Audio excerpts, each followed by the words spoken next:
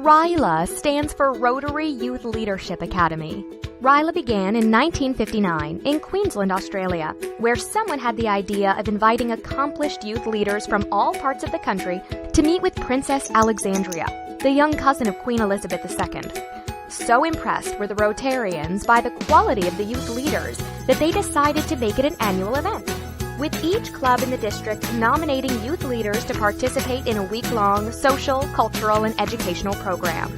RYLA spread slowly at first, but by 1970 the program was in every Rotary district in New Zealand and Australia.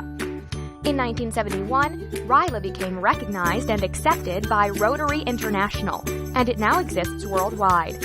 Each Rotary district has the flexibility to develop their RYLA program with international guidelines to fit their needs. In 2005, the District 5110 RYLA Committee made several changes to our program and adopted a unique system.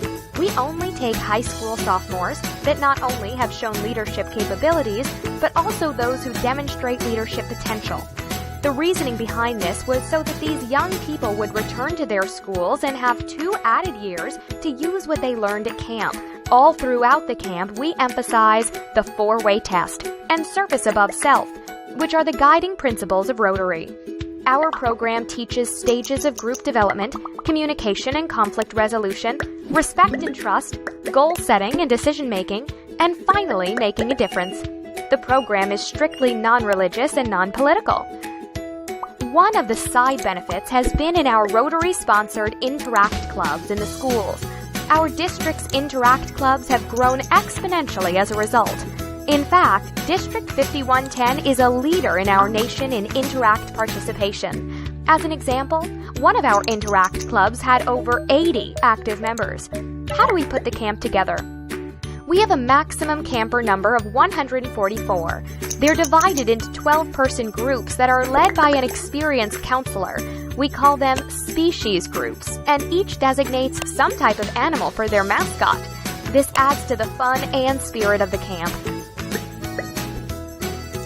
We provide bus transportation to and from the camp. When the campers arrive, they're greeted by the staff and then are given arrival packets and t-shirts and then have their photos taken. After an icebreaker, they're then settled into various cabins where each cabin has a trained assistant counselor. The first day begins with a wild and crazy icebreaker. All the campers are pre-assigned to one of the species groups, and next they meet their counselor and the kids they'll be learning with all during the week. Typically, each day begins with some classroom instruction, and then it's out to the fields for hands-on learning of the day's theme. There are trained facilitators that conduct the field training, which lasts most of the day. The outdoor activities may appear simple and basic, but connected to each are important leadership lessons. Each night has a campfire with stories, skits, and lots of just plain old camp fun.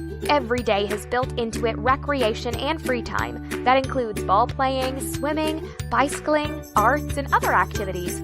Or campers can use that time for just plain downtime. Friday is a most important day. All week, the groups have been working on developing a pitch, which they present on that day. The pitch is the complete development of a community service project.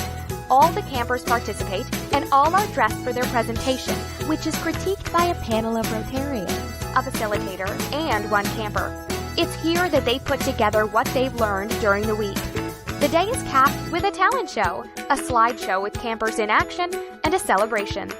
On the final Saturday, they're given a lookbook showing photos of all the campers, staff, and lots of shots taken during the camp. Names and contact information of both the campers and staff are included. It's always interesting to meet the kids as they arrive on the buses. Many have puzzled looks on their faces, some not sure if they really want to be there. After the week, when it comes time to return home, it's difficult to get them on the buses because they want to stay. They've made new friends that will last a lifetime. So, is it all worth our time and money? This is an unequivocal yes. Our world needs good leadership to shape a brighter future, and many of our RYLA graduates will be our business leaders and maybe even political leaders. Make no mistake about it, these young boys and girls are our future, and we must do everything in our power to help them grow and develop to give them the best chance of reaching their potential as we pass the torch to the next generation. RYLA can be nothing short of an incredible and positive learning experience if it's built around Rotary principles, the four-way test, and service above self.